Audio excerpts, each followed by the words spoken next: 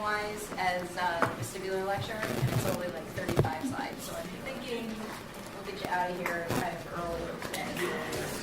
I did want to review the DOR again, just because it is very important to our clinical practice. So I want to make sure everybody got it down right, and then where an INO lesion might be. So I put an example up, and I will post this example for you guys again. So if I turn my head to the right, my eyes have to go which way? Well, To the left. So I have to turn on the left lateral rectus and the right medial rectus. So what happens is I turn my head to the right, that canal gets excited, it sends information to the medial vestibular nuclei.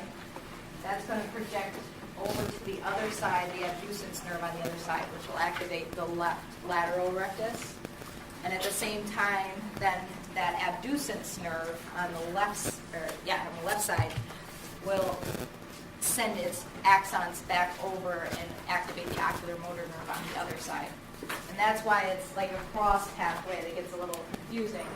So this little schematic is right, other than they have the wrong canal, so it makes it confusing, but I do like to use it. So I put it on here again.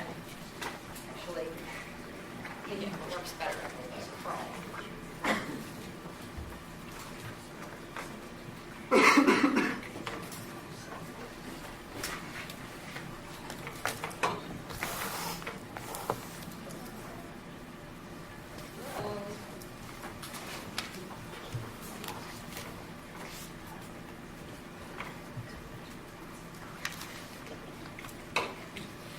Sorry.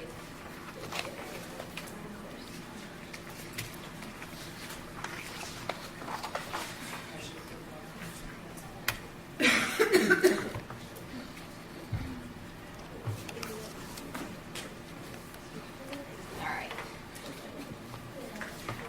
So everything is correct other than the side that's activated should be the right side, because he's turning his head, or he or she is turning his head to the right. So really the canal should be on the right side, and then everything else is normal and correct in this. So as he turns his head to the right, it should be the right side that's activated. It goes into the medial vestibular nuclei, goes to the abducens nerve, and then on the same side, the ocular motor nerve. Okay? So if there is a lesion on the side that's, if you're doing a saccade, and I'm looking to the right, and the left eye lags, it's because there's a problem in the left medial longitudinal fasciculus. So it's the left side that's a problem if I'm gazing to the right, and that's when you see an INO. So I just wanted to review that, and I'll put that little case there so that you can work through it again, because it is an important concept again. All right, so like I said, the limbic system really is like, it's good to know about where it is in the brain, the general overview of what it does. There's really 3 important structures that take input in and process it a bit. There's 2 important structures that give output, namely to the brainstem and to the autonomic nervous system. And those are really what I want you to get out of it. And then there's 2 interesting syndromes that come with damage to the limbic system, and that's kind of how they know what the limbic system does, is by observing damage to it, because it is just a very complex system that has all these different structures, so they don't know exactly, and there's a lot of argument about what structures talk to which, but in just knowing what I know about neuroanatomy, I would say every structure probably talks to every structure, they just haven't figured it out yet. So the limbic system is different than the limbic lobe, so we'll go over what the limbic lobe is. The limbic system in general is a whole bunch of different functionally and anatomically interconnected nuclei, and from the cortical level and from the subcortical level. So you get the tonsilline structures and the diencephalon structures involved in this.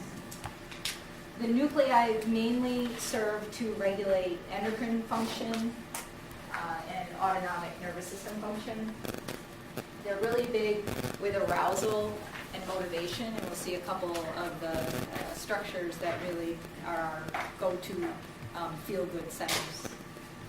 They also are important in memory production, mainly from short-term memory to long-term memory, but then when this long-term memory is stored elsewhere. It's really closely related, actually part of the system is the olfactory bulbs. So remember that sense of smell is very linked to memory. If you smell something, usually it brings back nice feelings, hopefully, that your mother cooked well, not bad, but it is something that's very strong to our emotional side. A lot of people say, like, after they've had past loved ones, if they get a whiff of their smell, it just brings back really good feeling, emotional memories.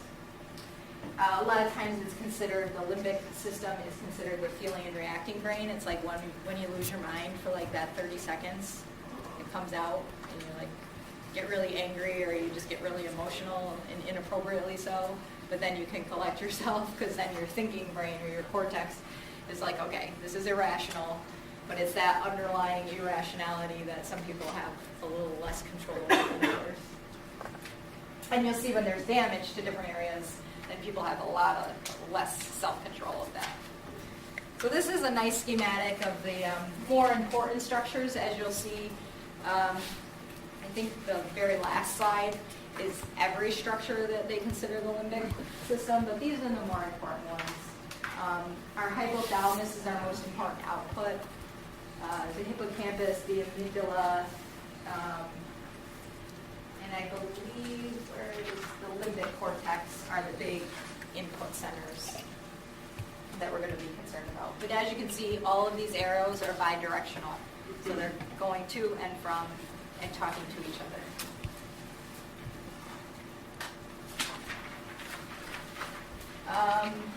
The limbic lobe, I have a better picture of the limbic lobe than that.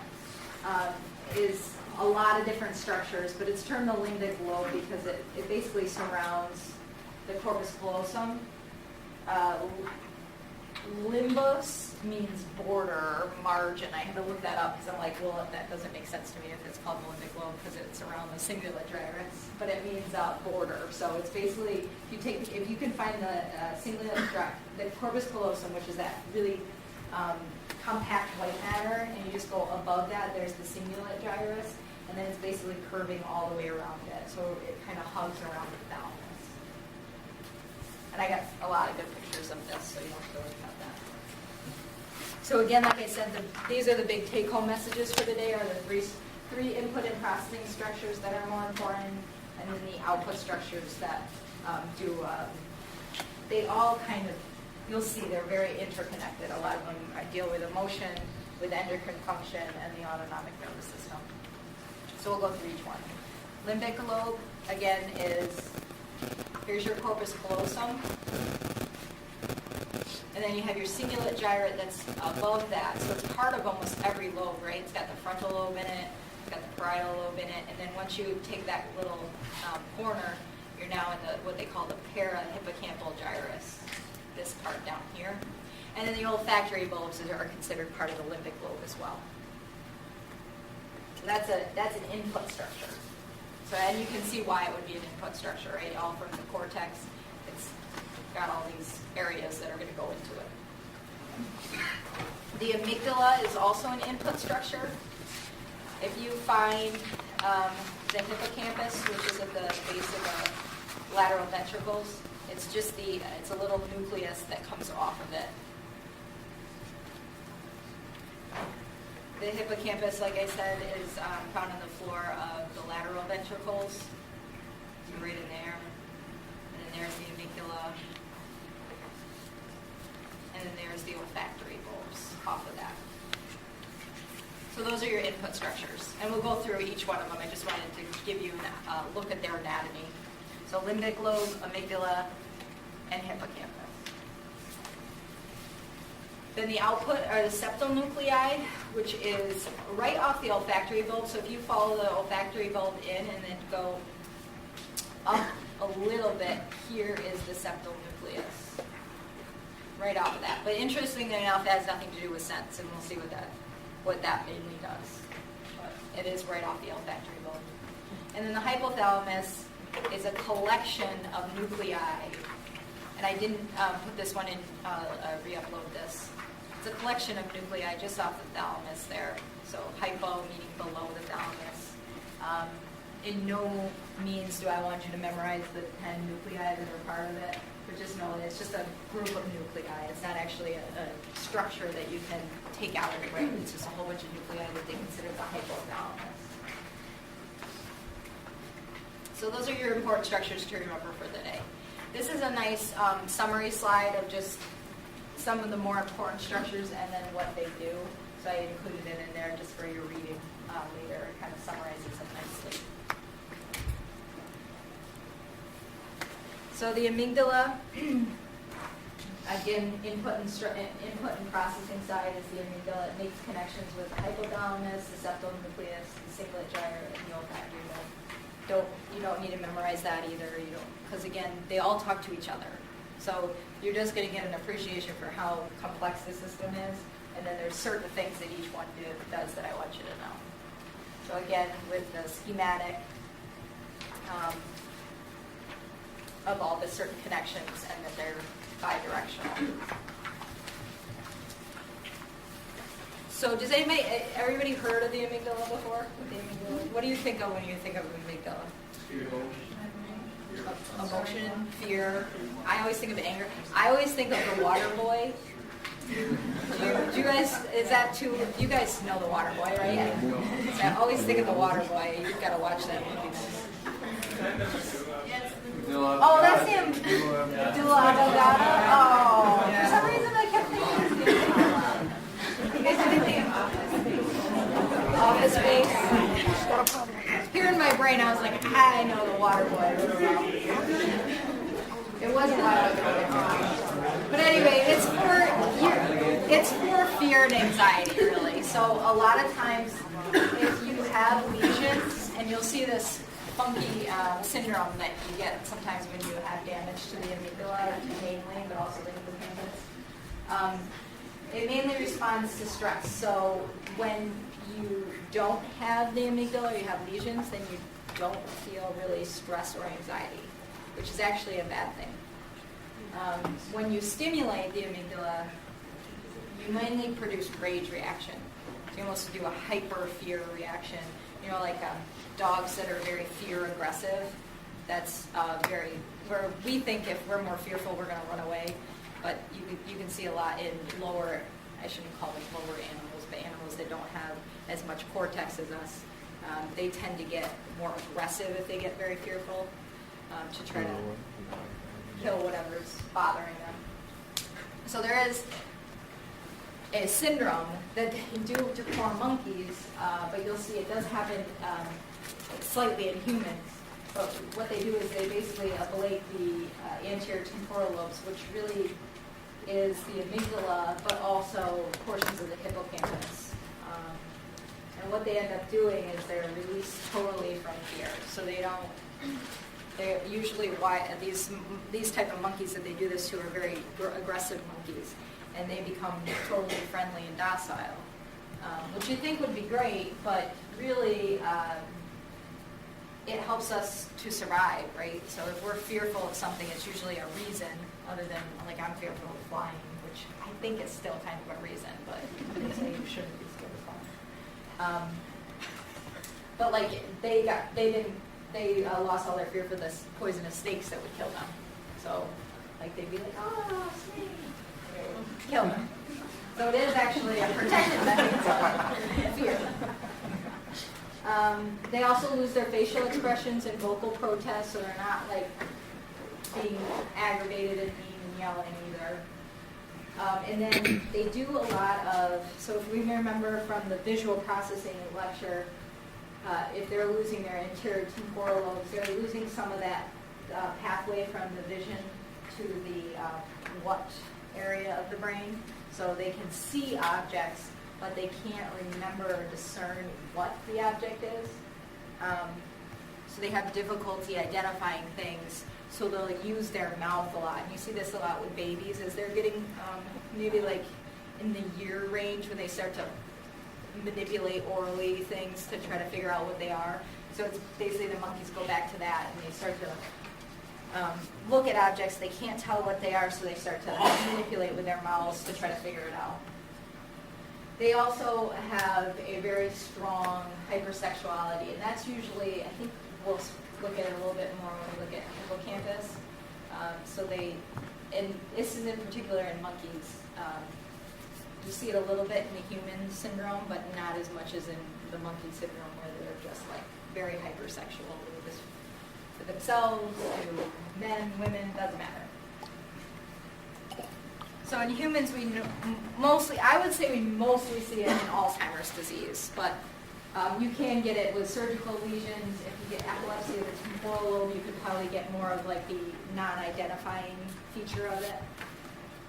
You get specific things like psychic blindness, they call it, where you can, again, visual acuity is fine, it's just you can't figure out at all what the thing is that you have or you're looking at. They also have a tendency to want to instinctively reach for things, even though before their lesion or their disease, they knew that it was bad for them. So it would be like, an example would be like a stick or a firecracker that's on fire.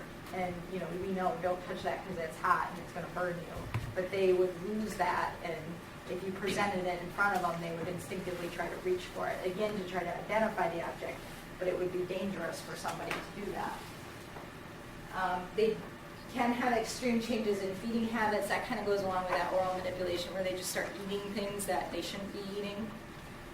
They do get a little bit of hypersexuality, but it's not as prominent as in like the primates.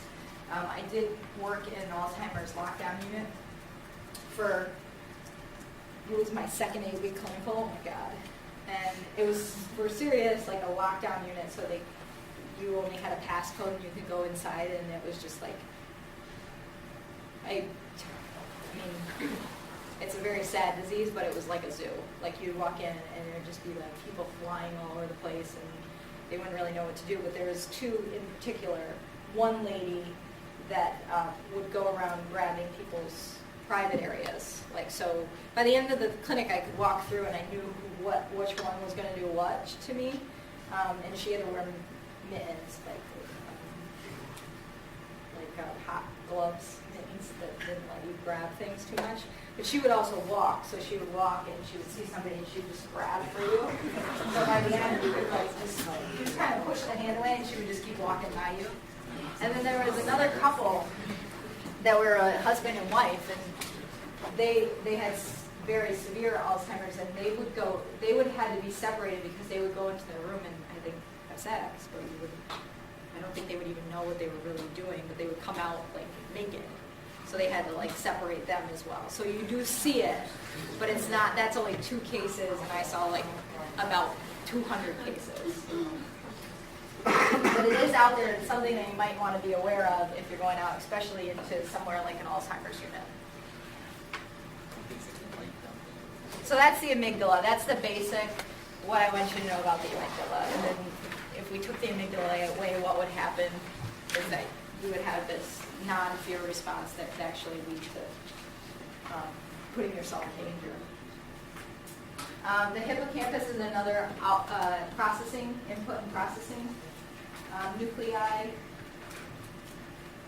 The afferents that are coming in are primarily from the septal nuclei, the hypothalamus via the fornix, and the adjacent, look that up how to say that, I think it was entorhinal cortex. That's just right off the parahippocampus gyrus, so it's just below. I'll show you a picture of what that looks like. So here's what they consider the entorhinal cortex down here into the hippocampus. So you can see why it's an input structure to the hippocampus. The outputs, so the hippocampus really go through 2 different pathways to go out and project to other areas. So it goes back to the entorhinal cortex, but then through the fornix, which is another structure within the limbic system, it sends its axons off to the mammalia bodies, the septal nucleus, the ventral striatum, and then portions of the frontal lobe, which become important. We'll talk about what the frontal lobe really does.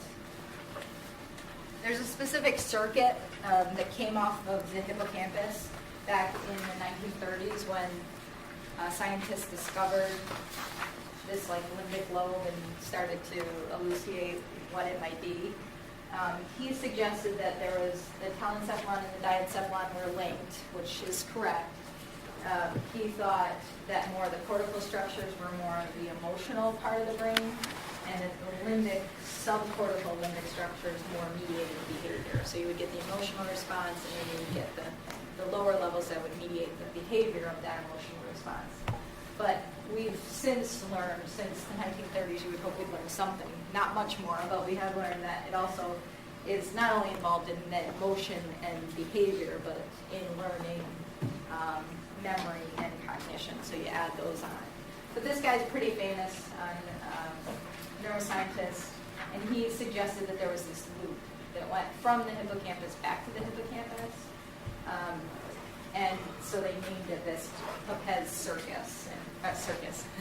circuit, which you might hear when you're out there. But that just, again, you don't have to memorize the exact circuit, but just know that that was the first elucidated, hey, maybe this system has something to do with these types of behaviors. The hippocampus really helps with corticosteroid production, which corticosteroids give us reduction in inflammation, right? They help a lot with the salt, like sodium balance in our body. Hippocampus can pick that up via inputs to it and say, I need to change my sodium and fluid intake, so it can make you thirsty or not make you thirsty. Corticosteroid, I think, also is important with like digestion of a meal. So there's a lot of times when we break down nutrients, we need some corticosteroid production. It also contributes to spatial relationships within the environment. They're not sure exactly how it does that, but if there's damage to that area, they do notice that you have some issues with where you are in space. As important as the corticosteroid production is really the declarative memory function of the hippocampus. So the hippocampus is big with producing short-term memory of declarative memory. And declarative memory is basically our facts that we know and can say. So I know that, gosh, I probably don't know anything in history. Maybe July 4th, 1776 is Independence Day, I think. Something like that is a declarative fact, where me learning how to shoot a basketball is a non-declarative memory. So it's specific in more a declarative memory.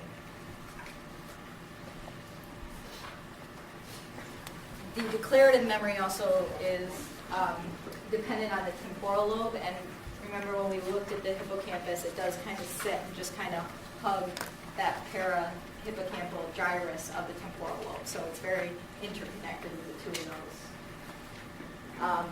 And again, it's critical in short-term memory. If you have a lesion to it, you don't lose your long-term memory, you just lose your ability to take short-term memories and turn them into long-term memories. Long-term memories are usually stored elsewhere in the cortex, depending on what they're for. And then if you do, when they look at the hippocampus and when it's active, it's not only active when you're learning like directions, but also when you're trying to retrieve them. So it does have a little bit to do with retrieval of memory as well as storage of memory.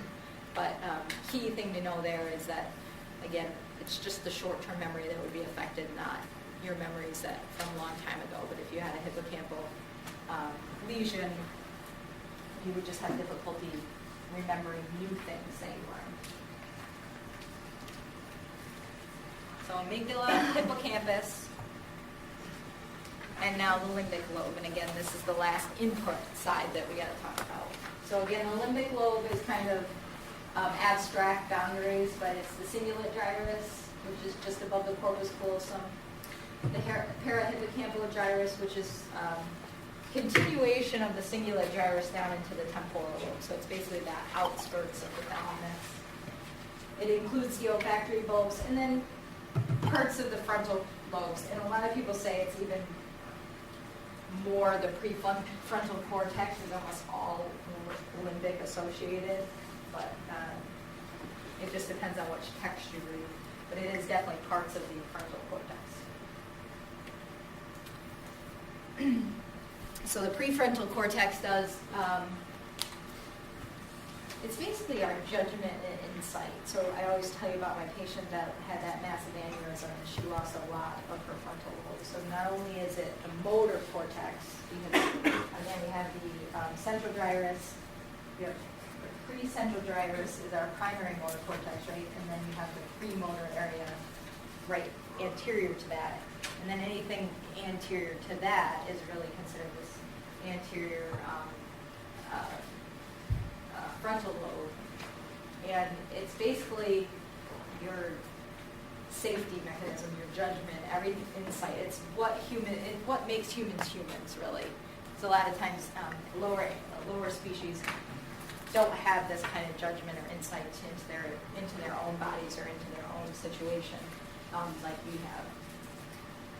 It's also important with emotional reactions, again, from the limbic system. And this goes to a lot of different areas. It's got to go through the thalamus somewhat, so it gets a lot of information from the thalamus, but also from the amygdala as well. So if you have a lesion to this, you're going to have a really hard time with your abstract reasoning. Puzzle solving is going to be ridiculously hard. I just called Molly yesterday to ask her about something. I call her, we know each other, like we're best friends here. I called her yesterday and she said she was playing Scrabble. I was like, are you winning? She said, I don't think so. I don't think so. Like, so puzzle solving, not something you really, I mean, it's great that she's working on it, but I don't think she was winning. It's really bad. You have difficulties with judgment and mood, so these patients tend to be a little bit unsafe. They're a little bit more impulsive. Really bad if they have a huge lesion on their frontal lobe, but then they're totally mobile. That's probably not a good combination. A lot of times they're not going to be mobile though. They're often described as tactless, meaning that they don't think before they talk. So a lot of times they'll just say what's on their mind. So I might have a good example. About 5 years ago, I had this different type of shirt on, and I think I weighed about the same as I weigh now, but I had a shirt on that kind of hugged me here, and then it was like fluffed away. And the first thing Molly said when she saw me was, "Are you pregnant?" I'm like, "No." And she said, "Well, you look fat today." Okay.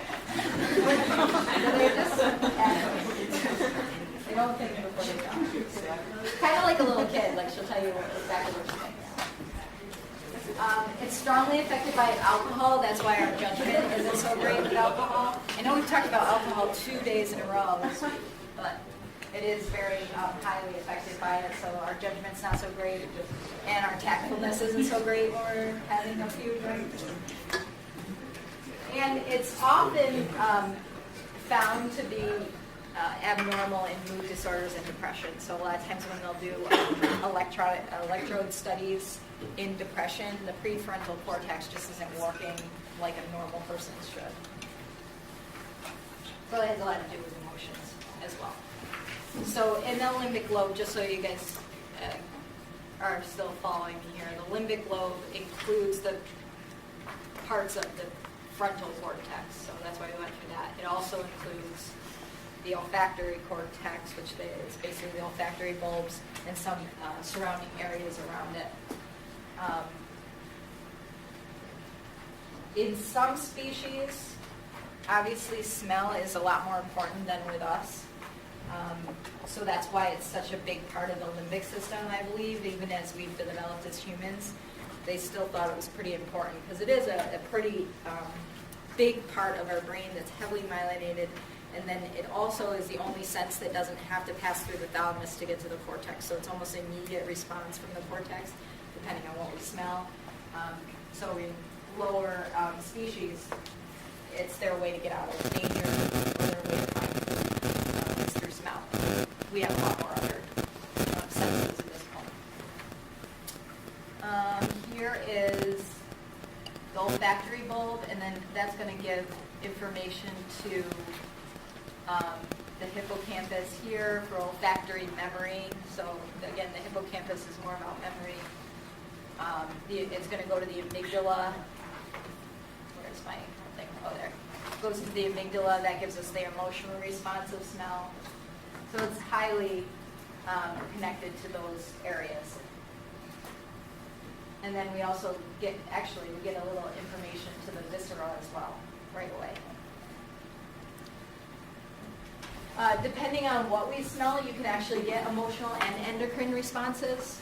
So if we smell something that's really good, our endocrine system might start moving to start to think about releasing hormones that'll help digest food or control glucose levels and insulin levels. So you can just smell something and you already get this stuff kind of started. And the other thing is so then the other syndrome that I want you guys to know is the Korsakoff syndrome, which is, I think I put this in the wrong order because I was trying to think of the best way to order this with the limbic lobe because there's different things. So this isn't directly related to the olfactory system, but it's just in general in the input and processing side of the limbic system. You can also get this Korsakoff syndrome, which is changes because of alcoholism usually. Or thiamine B1 deficiency, and you'll see a lot with alcoholism. You'll get a lot of vitamin deficiency, and that's really why alcoholism is such a bad thing, is that you're not able to then absorb a lot of vitamins, and then you can become vitamin deficient, and that causes a lot of different issues. It's basically that you have profound memory loss. So now we've damaged areas of the limbic system that give us memory loss.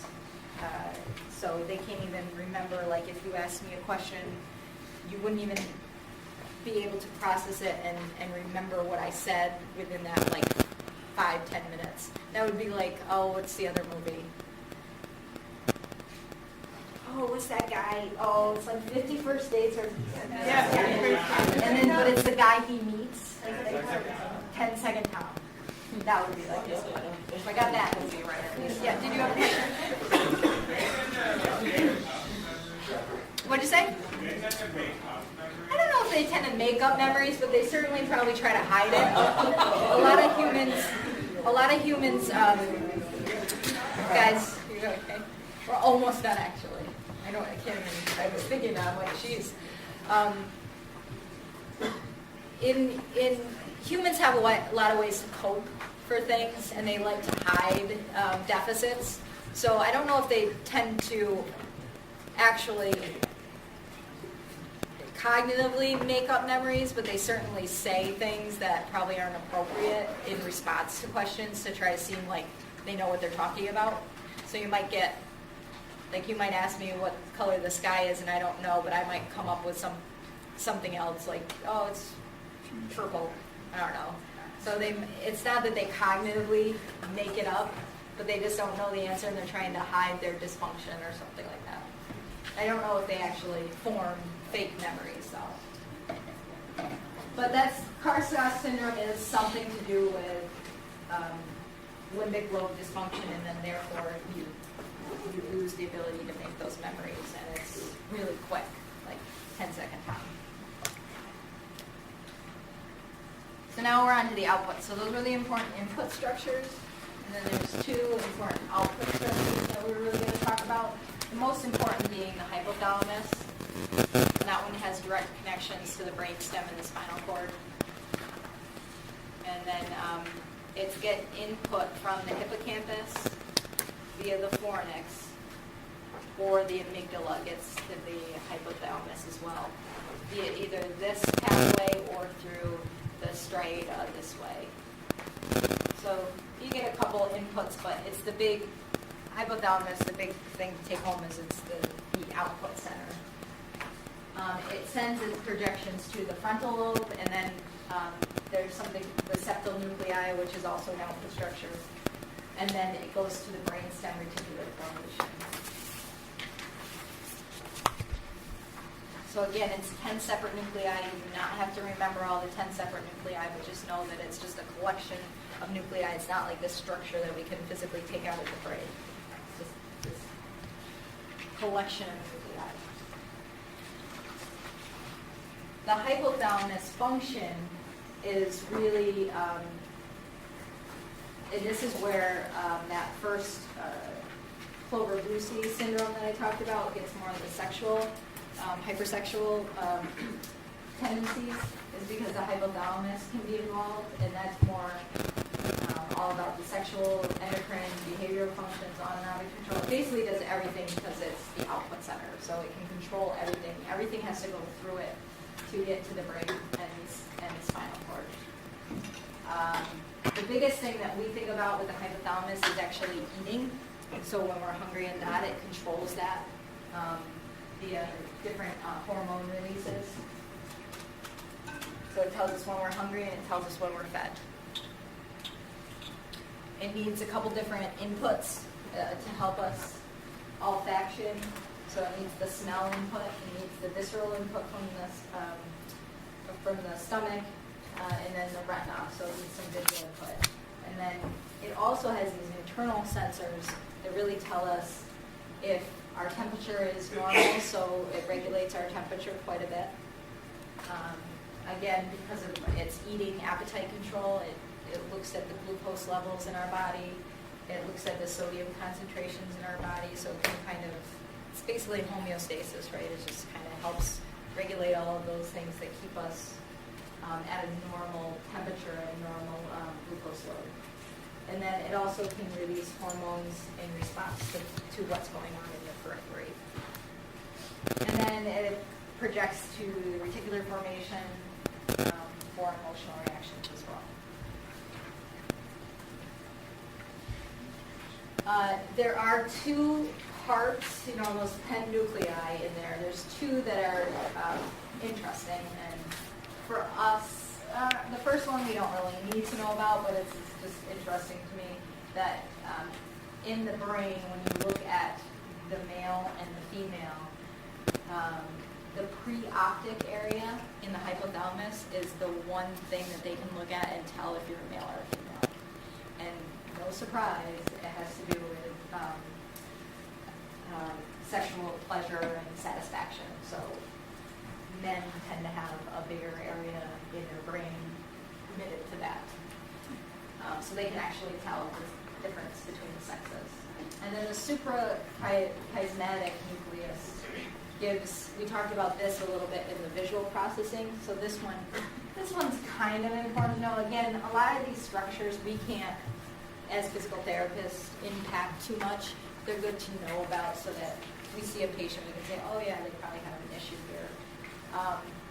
This one's responsible for circadian rhythms from day to night cycles. So it gets some input from the visual processing centers that tell us if it's day or night and should we sleep or be awake. And that's where people in like Alaska have a lot of trouble regulating their sleep and awake cycles.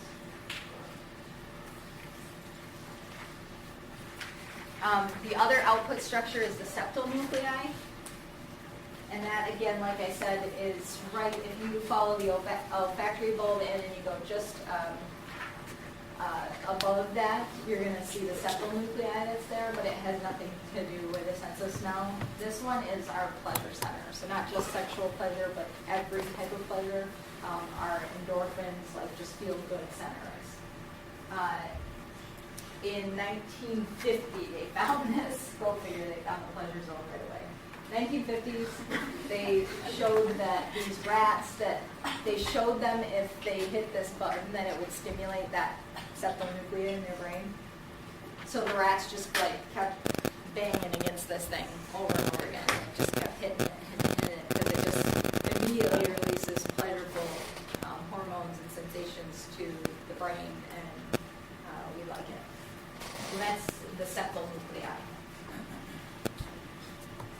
So here again, this is a good slide just to kind of sum it up, but really what we need to know is the big input and processing centers are really along the outer edges, right? So limbic cortex is really the cingulate gyrus, the parahippocampus gyrus, the olfactory bulb is part of the limbic cortex, and then the hippocampus is an input structure around here, and the amygdala is the input structure. So all of these like outer structures are really where information starts to come into the limbic system. And then you got all these nuclei on the inside processing it. And then the two big output is the hypothalamus buried deep within there, and the septal nucleus, which is right in this area.